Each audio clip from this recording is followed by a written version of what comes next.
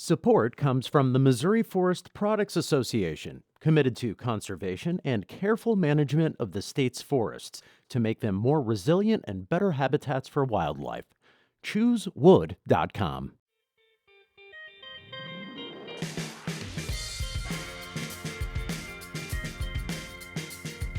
We hope you enjoy listening to this podcast of St. Louis on the Air, brought to you by University College at Washington University.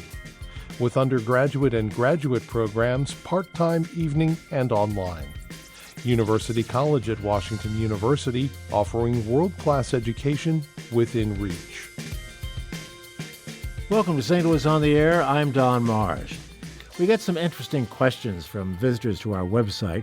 When they have questions, they usually go to our Curious Louis page, where we encourage questions that reporters can research and then answer.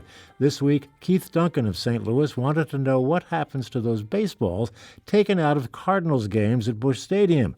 Our Mary Leonard got the assignment, and she is with me in studio. Hi, Mary. Hey, Don. Well, what happens? And, it seems like every time you watch a baseball game, if a ball is hit, a foul ball hit into the stands or a home run hit in the stands, otherwise the balls seem to be taken out after every pitch. They can be taken. The life of a baseball is very short during a game. Here's an interesting fact. The Cardinals get 10 dozen baseballs ready before every game. And depending on the game, they can go through dozens of them. Well, what happens? Well, the ones that are taken out, that you see the umpire toss out, actually, they get sold. They become souvenirs. But it's really an interesting process, and that's what we got to see the other night. Well, go ahead and tell us about it. Well, so the game ball gets handed off to an authenticator who sits right next to the Cardinals dugout. And he stamps an MLB sticker on the ball and tracks the play. He actually logs it into a computer software program, which is connected to the MLB's game day. So the whole history of that particular ball is chronicled. Then that ball gets carried off to the authentic shop, and they sell them. And you can actually buy game balls by about the 6th or 7th inning of a game. Well, you talked to a gentleman whose job it is to collect the balls from the authenticator. That was fun. Yeah. That was fun. We actually got to hang out with him. We made the trip from the authentic shop, which is sort of in the Ford Plaza out by center field. And a couple of times a game, he takes his plastic sack and he walks down from the authentic shop and maneuvers through the stands all the way down to the dugout, gets a sack of these baseballs, and off he goes. And, it's quite a process, and they've got it down to a science. I know it's rare, but if a ball is in the game and used for a couple of plays, does the authenticator put down every situation in which the ball was involved? Yes, in St. Louis they do. And that's the thing that sets the Cardinals' Authentics game balls off from some of the other teams. A lot of the teams sell game balls, but here in St. Louis, they track that entire history. And so we watched one the other night that was actually used for, I think it went through 3 batters.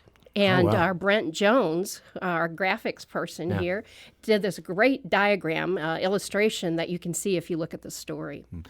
My impression from your story it's more than an impression, because this is what you wrote, is the balls, when they are sold, the price is based on really how important they were to the play at that particular time, correct? Well, it's the play, what happened to the ball, and also who did it.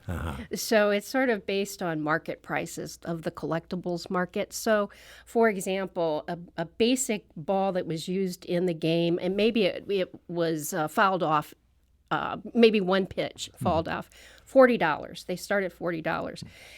$40, wow. But then a single, for example, hit by our favorite catcher, Mr. Molina, that starts at $125. And every run that might have been batted in adds another 15 or so.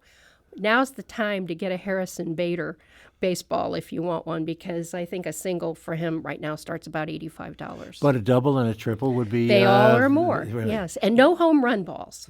Well, because they're in the stands, and somebody's not going to give them back, more than likely. And they have to be authenticated, and they cannot guarantee that that's the authentic balls. Well, the authentication can't all be on the ball. There must be some written documentation? So they put a hologram, a little sticker, an MLB hologram on the ball. It has a serial number, and then you can put that serial number into this Authentics website, and there's your whole history of the ball. We only have a few seconds left. How much money do you think the team makes? I have no idea. It's probably a fair amount if we're talking 100 balls a game, maybe. I know, and somebody said $40 to me, well, that's a lot of money for a game ball, $40. And I said, well, it's a couple of beers, at the stadium. Yeah, that's true. Right. Maybe not more than just But a the couple main of beers. thing is they're winning again. Isn't that what we really care about? Yeah, absolutely. It's all of a sudden it's fun to watch baseball. Yes, once it again. is. And now we know what to do if we want to buy one of the baseballs used in the game. Mary Leonard, thank you so much. Fun story. A lot of people have reacted to it, and thank you for doing it, and thank you for being with us. This is St. Louis on the Air on St. Louis Public Radio, 90.7 KWMU.